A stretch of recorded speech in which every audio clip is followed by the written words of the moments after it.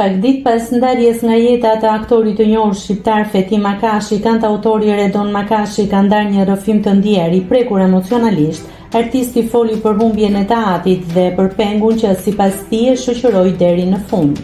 Fethi Makashi, i njohur për 10 role në kinematografinë shqiptare, shpesh në figurën e personazhit të mirë, u nda nga jeta më 31 janar duke lënë pas një kontribut të rëndësishëm artistik. Për Redonin, kjo humbje shoqërohet edhe me një ndjenjë padrejtësie që sipas tij e ka rënduar shumë aktori në vitet e fundit. Iku me një peng të madh.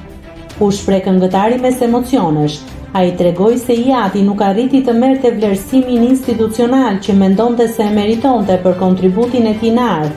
Ja kisha përgatitur letrat. Kur pam në televizor se 15 personalitete u vlerësuan, ai kishte mbetur jashtë, u trishtua shumë, rrëfeu Makashi.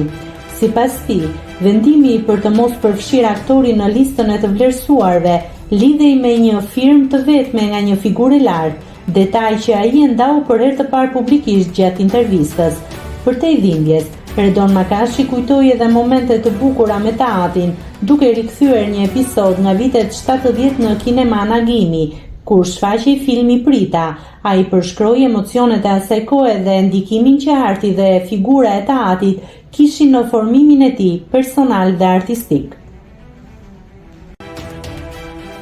Nëse klikoni mbi butonin subscribe, do t'ju shfaqen të gjitha publikimet tona.